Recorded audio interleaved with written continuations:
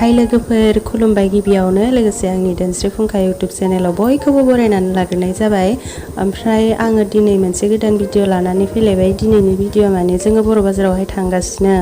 गोबाङानो मिथिनो जानो हागौ बर' बाजाराव डिबाटुनि मोनसे मिटिं गिदिर दङ 31आवहाय। ओमफ्राय बेयावनो थांदों आरो खामानि मावगासिनो नालाय खामानि मावनायफोरा मा जाखो मा जायाखै एसे नायहैनो नागिरदों। दाना जायफोरा आंनि भिडिअखौ नायनो मोजां मोनो नायलांबाय थादो अब्लालाय। नै जों दायो बर' बाजाराव मोनफैबाय। ओमफ्राय सिगांग्रो जोंहा मुथुमनि आबसु अफिसखौ देखायग्रोनोसै आरोना। नै बेनो जोंहा मुथुमनि आबसु अफिसआनो। ओमफ्राय बे जायगाया माहाय गाहायमोन नालाय हा खोगासिनो आरो। ओमफ्राय जों दायो बर' बाजाराव मोनफैबाय नालाय मिटिं जागोन जायगाखौ एसे देखाय। ओमफ्राय नै जोंनि बर' बाजारा बेनो। सोरबा बहुत मानसियानो बर' बाजार होनब्ला नायनो लुगैयो आरोना। ओमफ्राय बर' बाजारा बेनो आरो देखायबाय आङो। बर' बाजाराथ' इसिबां गिदिर टाउन नङा फिसा सेन्टारसो। अनजिमाखौ लाहैनो र' बेनिफ्रायनो लाग्रा अनजिमा सरि नैबेयावहाय अनजिमा दङ लोगोफोर। अनजिमाया बे मिटिंखौ मा होनदों बरायदों आरोना। फैदो लोगोफोर बयबो बे मिटिङाव। ओमफ्राय सिङाव मादि बानायदो र' एसे हाबनानै नायहैदो। ओमफ्राय इथिं खाम जाग्रा दां न ओयाव मा भलन्टियार बिदि भलन्टियार थाग्रा। ओमफ्राय नै जों सिङाव हाबलांसै। ओमफ्राय आङो बेबायदि जेबो रायज्लायबाय थानाय होलायलायला जेखि जाया देखायलांबाय थानोसै।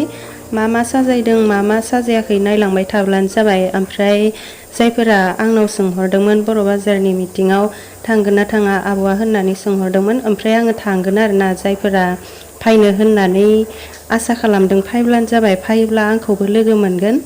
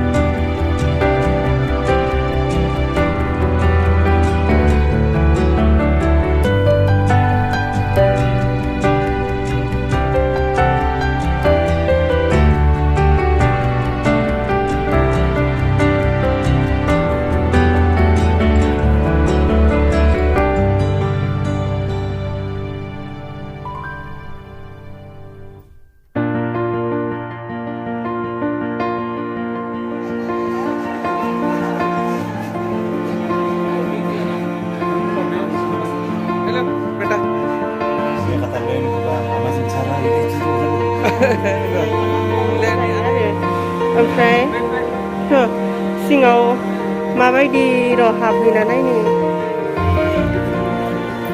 खोमसिसि जागोन आरो साफासो दां न'।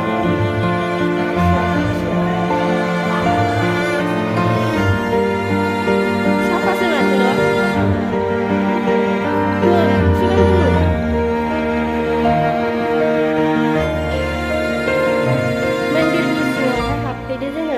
बेबायदि आं सिगाङाव हाबफेराखैमोन बेयावहाय दिनैसो फार्स्ट टाइम हाबदों।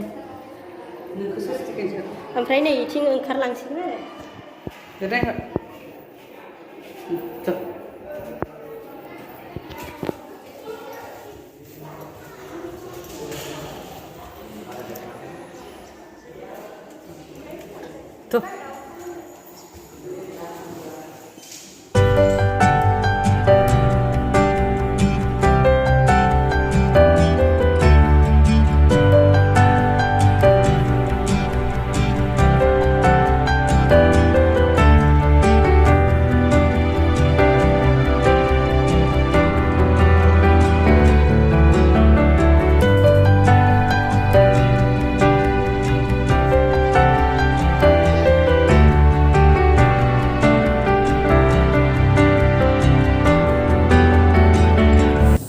आंना भिडिअआ जोबनायनि लामायाव फैबाय। ओमफ्राय आंनि भिडिअखौ नायनानै एसेब्लाबो मोजां मोनदोंब्ला लाइक खालामनानै होदो।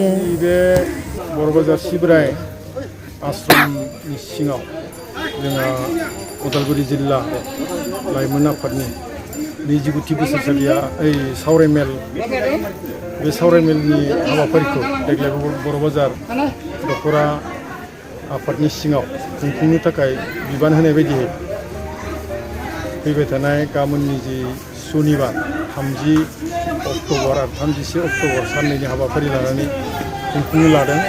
बे हाबाफारियाव गाबोननिफ्राय जागायनो लानाय जिखिनि मावनो गोनां खामानि बे खामानिफ्रा जोबोद गोख्रैयै मावफुंजादों।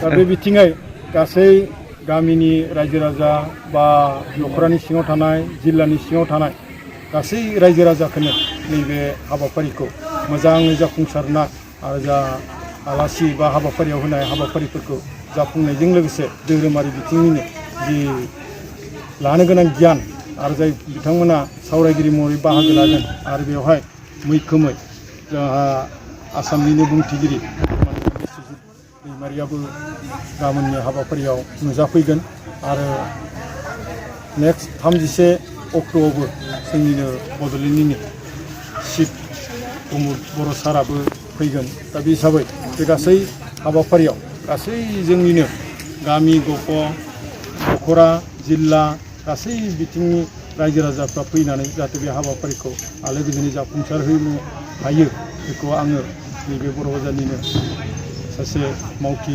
हिसाबै बयबो रायजो राजाखौ बाहागो लानो खावलायहरनाय जाबाय।